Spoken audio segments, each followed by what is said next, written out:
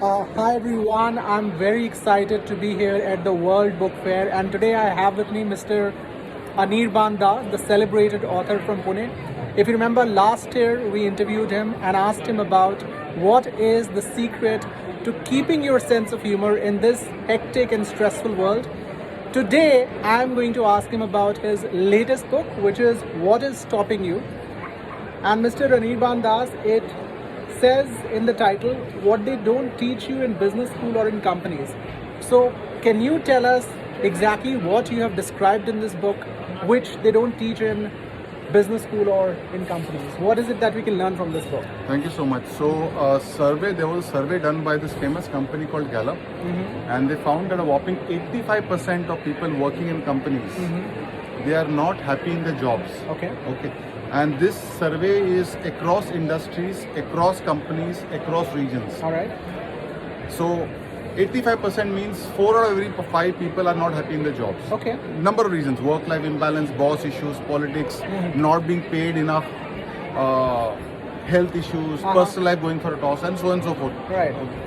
So I have about 21 years experience.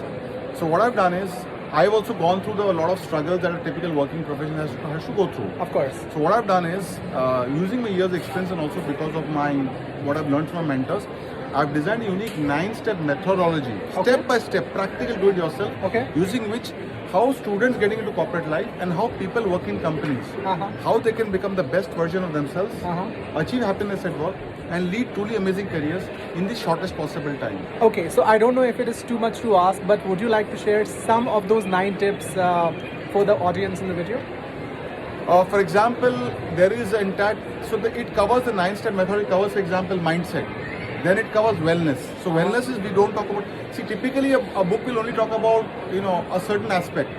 So this book, for example, mindset talks about wellness into mind, body and soul. For example, it gives a very simple thing, what you need to take care of diet. So there's something called SOS, for example. What is SOS? Avoid salt. All right. Salt means, it's a very simple thing, but I can assure you most people do not know this. Refined salt, sugar and refined oil. 3 things. Okay. 3 things will be basically, it is the 80-20 principle. 20% activities give you 80% impact. True. Just one element of this. Okay. I always thought that SOS stands for calling when you have an emergency, but yeah, that's a new take. So stuff like that, and then it covers about how to manage your boss. Okay. The art of communication. Okay. The art of creating a personal brand. How to self-organize yourself. Okay, so my channel deals a lot with the art of communication. Right. Could you give us a few tips on how we can improve communication?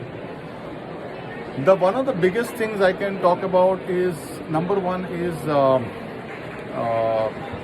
becoming an active listener. See, when we talk about communication, we always think that the person should be able to speak very well. Right. But what I mean by active listening is basically trying to understand what is being said even when something is not being said, reading between the lines. So which means the entire focus is being on what is the question. Intended meaning. What is the person trying to say? Right. Intended meaning. Yeah, it starts off with that, correct. Right. And the second thing I would say, second tip to becoming a great communicator is to ask questions. Right. Clarifying questions. Correct. I think those are some great tips, and I'm going to leave you right there. Thank you so much for your time. It's my pleasure. Those are some really helpful inputs for all of us. Thank you, Mr. Das. Thank you.